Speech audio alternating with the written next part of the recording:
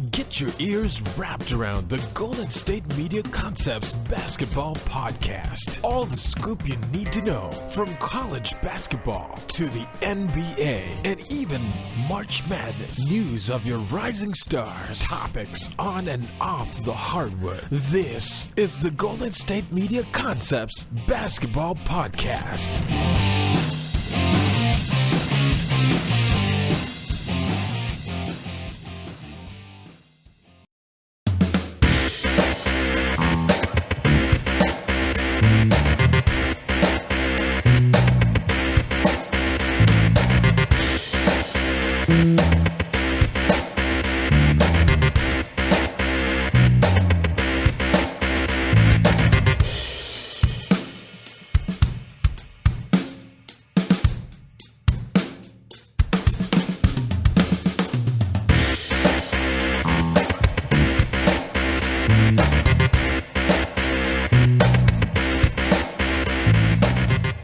Thank you for listening to the Golden State Media Concepts Basketball Podcast, where we discuss all the news in the world of basketball, NBA, college, high school, whatever it is, it goes down right here at the GSMC Basketball Podcast. We are here recording Wednesday morning, April 5th. My name is Ben Brown. Another fun-filled, action-packed show for you today here at the Golden State Media Concepts Basketball Podcast. College is done and over with. Of course, we had our national championship game on Monday. Congratulations to the North Carolina Tar Heels. In the second segment of the show, since I was not here yesterday, I will give you a little bit of my takeaways from the game on Monday. I did watch the game. It was a fantastic game out in Glendale, Arizona. And I'll give you my little takeaways as well as look ahead to what we have next year. I mean, we have like a really, really early favorites for who could be cutting down the nets next year. Also, we will talk about a little bit about the ratings of this Final Four in the national championship game up from last year. I'll give you my theories as to why that might have been the case. So we'll talk about that. But first off, we're going to talk about the NBA from last night. The NBA is really winding down. You know, teams have 4 or 5 days or games, I should say, left before they are finally going to be done or get into the playoffs. So it's definitely interesting. We got a lot of stuff to debate and talk about. Got some games coming up that are really, really important. Got a huge game tonight between the Cavs and the Celtics. They are tied atop the Eastern Conference. So this game will be very, very important for both teams. So we'll talk a little bit about that. We have some news at the end of the day. So it's going to be really, really fun, and we'll see what we got. But first off, let's talk about the NBA from last night. So we'll look at a few games in depth and then just kind of go over some score lines and everything. So first of all, let's talk about Russell Westbrook. He did it last night, getting triple-double, number 41. The stat line's not too impressive. 12 points, 13 rebounds, 13 assists. He only shot 4 of 12, so he really struggled from the floor. And he only played 27 minutes because the Thunder absolutely rolled all over the Bucks, 110-79. The Thunder now 44 and 33 on the season. Russell Westbrook did get his 820th rebound last night, so he's guaranteed to average at least 10 rebounds per game, even if he doesn't get another one the rest of the season. And he is 16 assists away. They have 5 games left. So he needs to average really 3 and then get one game where it's 4. But he's got a triple-double in 11 straight games. He needs one more to break the all-time record. He's tied currently with Oscar Robertson. He needs one more triple-double to break the all-time record for the most in a season. Do you honestly think he's not going to go out there next game and get a triple-double? Because he's going to. And even if he doesn't, he's going to get 6, 7 assists probably. He's going to average a triple-double. There's no way unless he gets injured. Well, even if he gets injured, then he's not going to play. So he's going to average a triple-double. The thing is will he get another one or not? 5 games, there's no way. I don't see that he doesn't get one, and barring injury, of course. I would hope that would not be the case. That would really, really suck for Russell Westbrook to get all this way, play every single night, and then get injured right at the end. So I'm going to hope that that's not the case. He's going to average a triple-double, and it's just an absolutely fantastic season. I mean, the impact, they got 44 wins. They're basically locked into the 6th spot in the Western Conference because they are 2.5 games away from the 5th spot with the Clippers, and they're 2.5 games above Memphis for the 7th seed. So, I mean, 5 games left, 4 games left. It's still possible, but you'd imagine they would stay at the number 6 seed, which would bring up some very interesting storylines because the first round matchup would be against the number 3 seed Houston Rockets. The debate all year long has been Harden or Westbrook for MVP, and you would have these two guys go head-to-head in the playoffs. And I realize James Harden's team is a lot better. I mean, the Rockets are a lot better than the Thunder, but James Harden's having a fantastic season. I mean, he's my MVP. I really want to say just so slightly because of the season Russell Westbrook is having. I mean, something one other guy has done in the history of the NBA, and that's average a triple-double. That's what he's going to do. So it's really, really tough to take the MVP away from him, but I got to go with Harden given the fact that he's on a better team. We almost expected Russ to do this. We didn't expect anything that James Harden was doing. So I think that's where I would lean towards, but like I said, you cannot argue with voting Russell Westbrook the MVP. The guy's having a stellar season. He's fantastic, so that's definitely a really big accomplishment. LeBron James, though, another guy who's getting a triple-double last night as the Cavaliers hosted the Orlando Magic. The Cavaliers came out on top 122-102, so a 20-point victory there for the Cavs. LeBron, 18 points, 11 assists, and 11 rebounds. I mean, Cavs are really rolling along now. I guess they've won 3 in a row, so they're playing a lot better, finally getting those March woes behind them. We'll see how they do here at basically the end of the season. I think this is a really, really big stretch for the Cavs. So they're at 77 games, so they have 5 left. I think these last 5, including the one tonight, which is huge, I think this next 5-game stretch is going to be really big for Cleveland if they can sort of right the ship going into the playoffs because they've really struggled in March. I mean, they were 7-10 in the month, and they were kind of like almost limping in towards the playoffs. Like everybody's back healthy, but they're kind of sort of getting accustomed to everybody again, getting back up to speed, but they just haven't really been playing good basketball. So I feel like this is a really, really important last 5-6 game stretch here so they can sort of really get some momentum going into the playoffs. Whether they're the 1 seed or the 2 seed, I don't think it really matters that much. Obviously, Boston getting the home court advantage will be big for them because the Cavaliers are a better team than them, so that'd be really big. But I'm not really worried too much about the Cavs, at least coming out of the East. Winning the whole thing, possibly. I mean, I can't ever count out LeBron James. But the Warriors are rolling along great. The Spurs are still tough. And I feel like the Cavs are going to get tested in the East a little bit. I feel like Washington's a good team. Boston's a good team. The Raptors are playing a lot better once they get Kyle Lowry back towards postseason time. They'll be a lot better as well. So it'll be really interesting. But the Cavs played really, really good last night. They won by 20. Kyrie Irving chipped in with 24 points and 8 assists. Kevin Love, 28 points and 11 rebounds. Even J.R. Smith, 5 of 8 from 3 for 19 points. Played really, really well last night, did the Cleveland Cavaliers. And then, like I said, it brings us to the Warriors. The Warriors are rolling right along. They win their 12th straight last night at Oracle Arena, 121-107 over the Minnesota Timberwolves. Steph Curry, 19 points. Klay Thompson, though, 41 points, 7 of 14 from 3. Really, really big game there for Klay. You had Iguodala with 11 off the bench. David West had 7 points off the bench. Matt Barnes had 12 points and 6 rebounds and 4 assists. So really, really good game for the Warriors. They win their 12th straight, and I've said it, I really feel like they're just better without Kevin Durant. And Kevin Durant is returning probably on Saturday. I think they're playing the Raptors. But they did try to get him back with a couple of games left before the NBA regular season ends. So they could get him up to speed for the postseason, which I think is a good idea. But I feel like the Warriors are definitely better without Kevin Durant.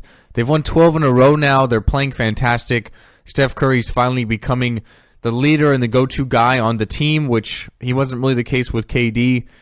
Klay Thompson's shooting fantastic. He's saying that the warm weather out here in California is sort of benefiting him and making him play better, which, I mean, I guess you play inside, but the positive atmosphere and it puts you in a good mood. The weather in California last couple of weeks has been fantastic. We're looking at like 75 here in Sacramento, so out in the Bay Area, probably like 70s with wind, which you can't beat. I mean, it's fantastic. We had a really, really wet and rainy winter season, so he's saying that that's the reason he's playing better, and I mean, it sounds kind of cheesy and corny, but I gotta think there's maybe a little bit of truth to that. So, but nevertheless, Clay playing really well.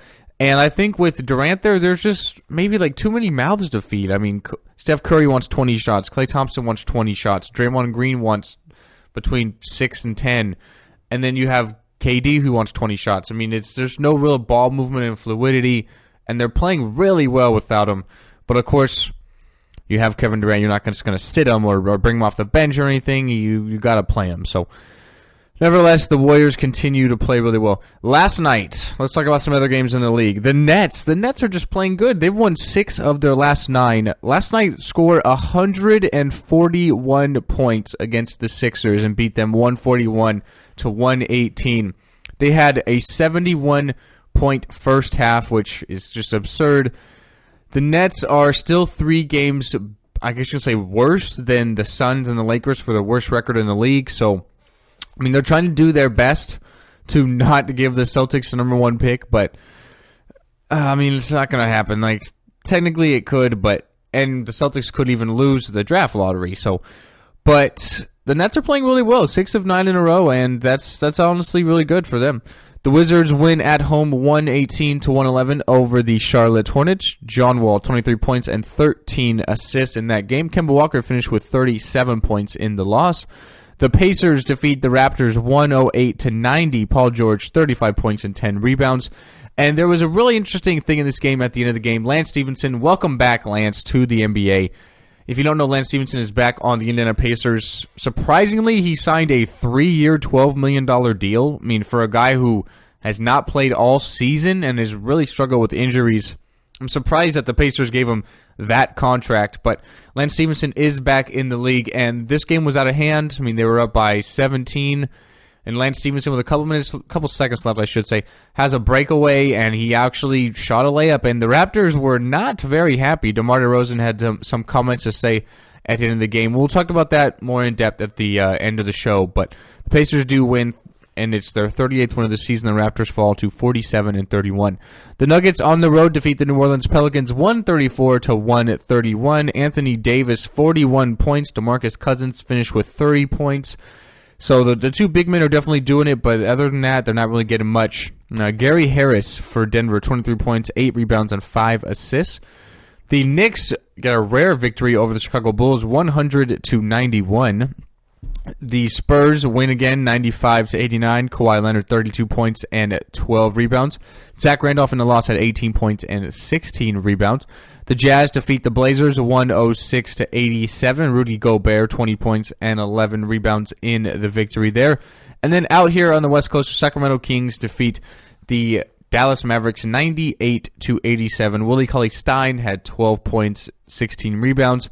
Ben McLemore also had 22 points, 21 of them coming in the second half. So really, really big game for them, and the Kings are 7-14 now without DeMarcus Cousins. So we'll take our first break here at the GSMC Basketball Podcast. After the break, we're going to talk about a little bit about college basketball. I'll give you my thoughts on the championship game from Monday.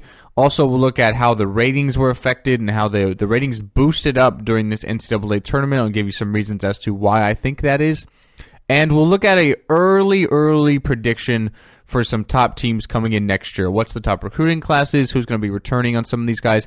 We'll give you all that stats next here at the GSMC Basketball Podcast. Tired of searching the vast jungle of podcasts? Now listen close and hear this out. There's a podcast network that covers just about everything that you've been searching. The Golden State Media Concepts Podcast Network is here. Nothing less than a podcast bliss with endless hours of podcast coverage. From news, sports, music, fashion, cooking, entertainment, fantasy, football, and so much more. So stop lurking around and go straight out to the Golden State Media Concepts Podcast Network. Guaranteed to fill that podcast itch, whatever it may be.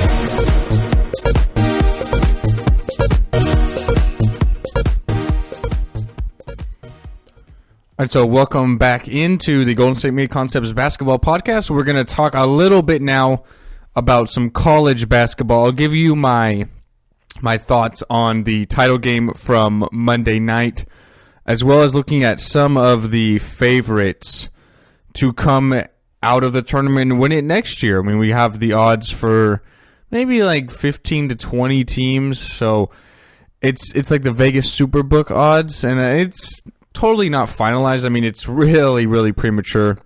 We don't even know exactly who is staying and who's going to the NBA and everything, so it's still really, really tough, but we'll, of course, look at some of the early top 25s and some of these favorites to come out of the whole thing next year and win it all. So, I mean, we've got some blue bloods at the top, of course, so no real surprise there, but we'll talk about who we think is going to definitely come out and see what's up. But first, let's just talk a little bit about the game from Monday. So, of course, North Carolina wins 71-65.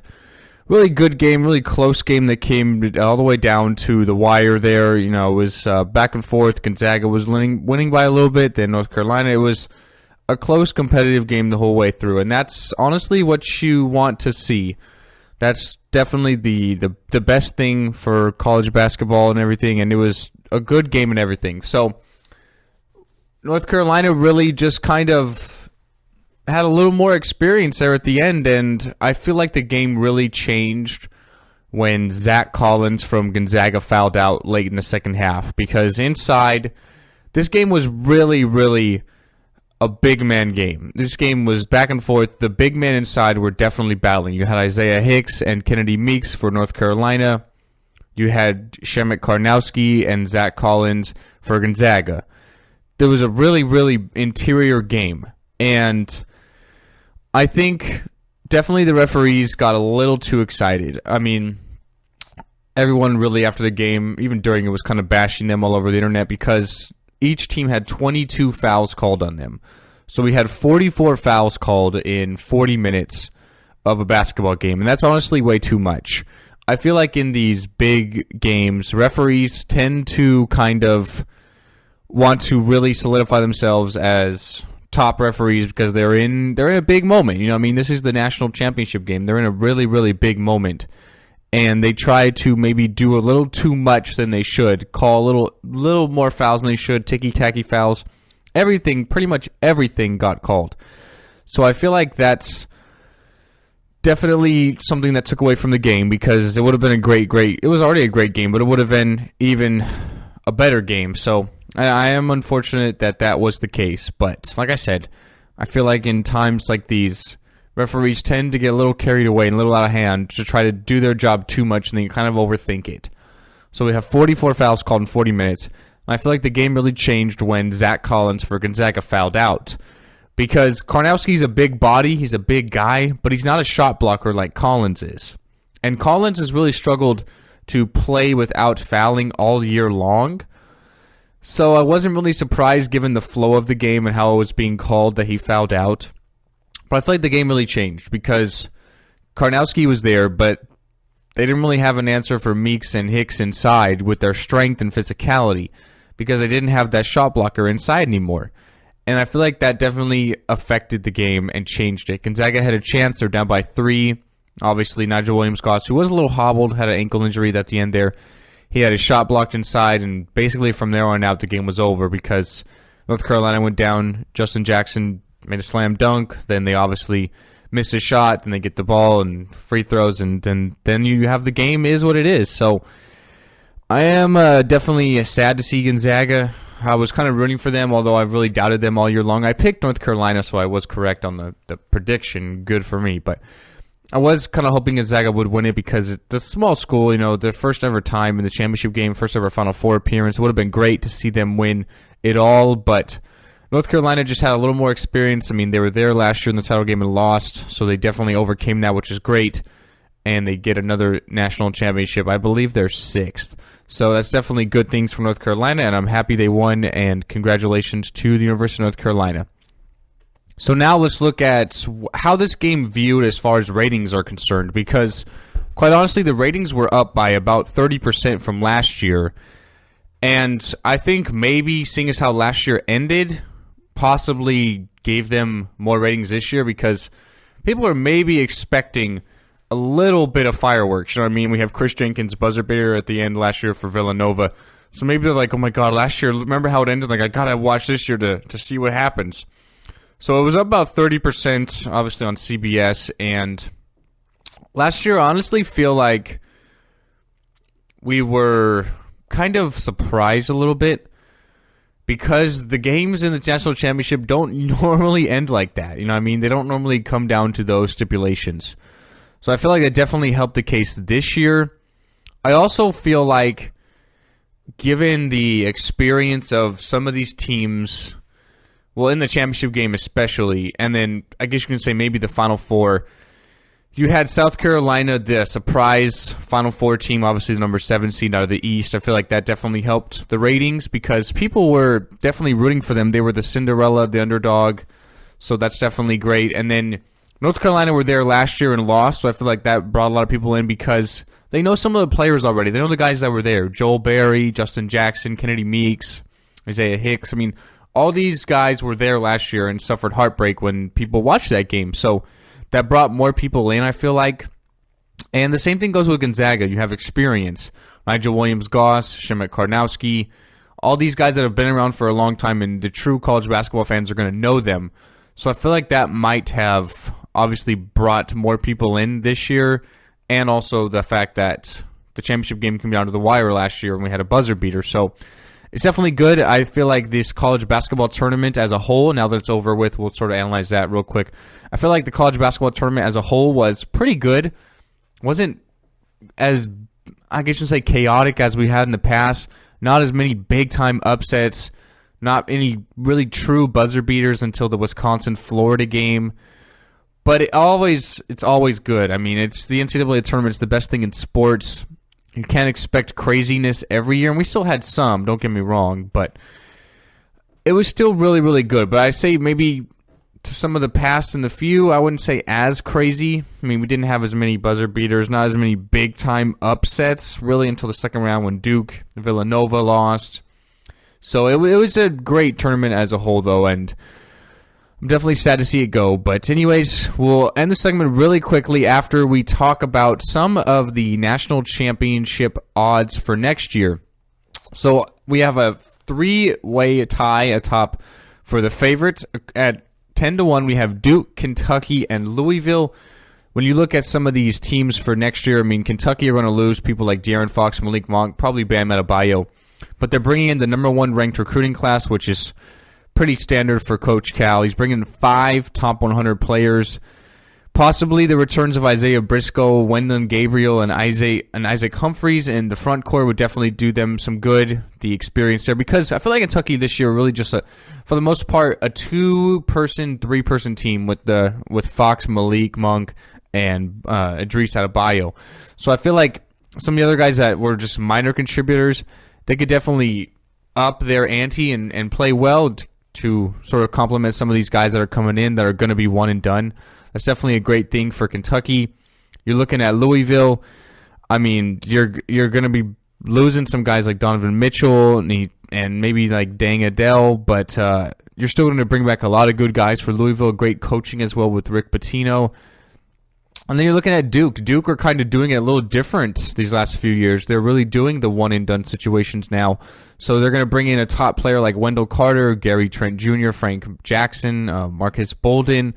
You could also possibly bring back both Luke Kennard and Grayson Allen. Grayson Allen, if he returns for his senior year or not, definitely hurt his draft stock a lot this season, given the fact that he tripped everybody and the outrageous burst on the sidelines. And so that would definitely be good. I feel like Duke will definitely be there next year. Kansas are always fantastic. Basically, a team that will maybe could surprise you again is Oregon. I mean, Dylan Brooks is a junior. He could return for his senior season. Tyler Dorsey had a fantastic tournament. He could come back. So Oregon could definitely be back there again next year. So some of these other teams, you have Gonzaga, Kansas, North Carolina, Villanova, all at 12-1. You have Arizona at 15-1. And then you have a lot of teams at 20-1, including Michigan State, Michigan, Indiana, and Florida, and even Wichita State. Wichita State should be a really, really good team for next year, bringing back a lot of talent for that team that won a game in the tournament, pushed Kentucky all the way to the end. They were 31-5 this season, so Wichita State, always a good job, and we'll see. Obviously, probably Greg Marshall is going to be staying there now that the Indiana job is done and over with Archie Miller. So we'll see what happens, but it's going to be a while. Obviously, not going to talk a lot of college basketball again until November, but it's definitely it was a great season overall. I thought college basketball was fantastic again, and I'll be looking forward to next year. We'll take our last break of the show now. After the break, we're going to talk about some news in basketball. We'll talk a little bit more about this whole Lance Stephenson issue with the layup with the few seconds left. Steve Kerr is planning on resting some players against the Suns. And tonight, big matchup, the Cavs and the Celtics. We'll talk about that as well as the rest of the games in the NBA here at the GSMC Basketball Podcast coming up next. Check out the show that's built on the MMA. From the UFC to extreme cage fighting, they got the fights covered. Check out the GSMC MMA podcast. Get the latest news on past or upcoming fights. Join us as we talk to and about some of the biggest names in the MMA, past, present, and future. When it's the fight game, there's just one show to check out. GSMCpodcast.com/MMA-podcast. Don't forget to like them on Facebook and follow them on Twitter. Visit GSMCpodcast.com for more info.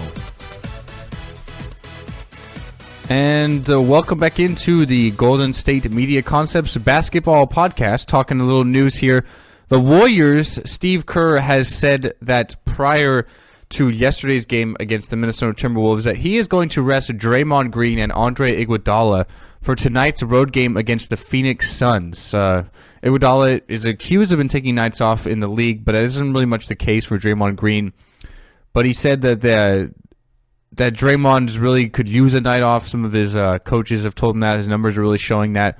So he talked to him, and he thinks he does too. So he's going to be taking the night off, and they're playing the Suns tonight. I mean, without Draymond Green and Andre Iguodala, you'd imagine that they're going to be okay. The Suns have the second worst record in the league, and the Warriors are just one win away from wrapping up the number one seed, so either a win or a Spurs loss. So you have to imagine they're going to get the number one seed for sure, and then from there on, it's not really that big of a deal. They're not really chasing any records this season. There's no real indication of that they're going to be playing at the end of the season, except for maybe Kevin Durant trying to get him back into the side of the fold of things and everything. So there's no really any need. So I would assume that the Warriors would take a lot more days off, given the fact that last year they went and really pushed for that record, and I really do think it had an effect on them come the postseason, and they really kind of, not to say struggled, but it definitely showed an effect that they were getting a little tired at the end, and the fact that they had to really try to get that record and push so hard really affected them. So I'm not surprised that they're going to take some days off. I would imagine you'd see Steph Curry and maybe Klay Thompson taking more days off at the end of the season, last couple of games as well, once they wrap up the number one seed, because they're definitely going to. So also, we have some breaking news into the show that Caleb Swanigan, the sophomore forward for Purdue, has declared for the NBA draft, although he is not going to hire an agent. So that means he could come back after an NBA draft combines and some workouts, sort of get a feel of where he might get drafted. There's always, a decision of when you need to declare by a certain date, but then you can always return as long as you don't hire an agent. So that's what Swanigan is doing. He led the nation in double-doubles, also the Big Ten Player of the Year. So definitely a good idea to sort of test the waters. He did that last year and then came back, and now he's going to do it again this year. So a good idea there. So Tristan Thompson as well, some breaking news on there. He's going to get an MRI on his thumb, injured his thumb last night. Probably not going to play tonight, of course. So MRI on his thumb, that'd be a big injury for the Cavs if he's out a while. It'd be a big injury tonight against Boston. I feel like it's a huge game for Boston to try and get a game up on the Cavs and try to get that number one seed. Not so big for the Cavs. I mean, if they get the 2, it's not that big of a deal. Still have LeBron James, Kyrie Irving, Kevin Love. I think they'll get to the NBA Finals. But it'd be a lot bigger of a victory for the Celtics, who are at home. So we'll see how that goes. And then we'll talk about a little bit about the Lance Stephenson whole thing before we end the show here. So as I mentioned, Lance Stephenson they were up by 15 were the Pacers. Welcome back, Lance, back on the Pacers now. Had a good game, had about 12 points. So with about 3 seconds left, up by 15, he has a breakaway. He takes a layup. Basically, he said any apologies after the game, but he said that he did it because, the fans were really cheering for him. It was a really emotional return. He almost cried at one point when he checked in the first quarter. And he was just trying to help them and really do it for the fans, which I guess, I kind of understand, but it's a little cheesy. DeMar DeRozan after the game called it classless and tasteless, and it was disrespectful to the game because, of course, you usually just dribble the game out. And he and PJ Tucker were really, really upset at Stephenson for doing so. And I kind of think that I kind of like this from the Raptors. Shows that they're a little heart, a little fire in their team, not going to sort of take anyone's mess. And that could really help them come postseason time. They're the 4 seed, of course, so you're looking at a second-round matchup of either Boston or Cleveland, depending on who gets the number 1 seed. And that'll be really interesting. I feel like once they get Kyle Lowry back, there'll be a tough out. With Serge Ibaka, they've really been a lot better defensively. So we'll see what happens, but it was kind of, a little cheap. But Stephenson did apologize after the game, so it's not that big of a deal, and everything will be okay. But I really like this from the Raptors. They're really not backing down, showing some fight in their team, which is obviously good. So that's going to be it for the show, guys. Of course, my name is Ben Brown. I'd like to thank you once again for listening here at the Golden State Media Concepts Basketball Podcast. We are going to be out of the studio today. Now, we're going to be back tomorrow. Pauline will be here, and then Friday, I'll lead you into the weekend. So thanks for listening, guys. Have a good day, and we will see you next time here at the Golden State Media Concepts Basketball Podcast. You've been listening to the Golden State Media Concepts Basketball Podcast, part of the Golden State Media Concepts Podcast Network. You can find this show and others like it at www.gsmcpodcast.com. Download our podcast on iTunes, Stitcher, SoundCloud, and Google Play. Just type in GSMC to find all the shows from the Golden State Media Concepts Podcast Network, from movies to music, from sports to entertainment, and even weird news. You can also follow us on Twitter and on Facebook. Thank you, and we hope you have enjoyed today's program.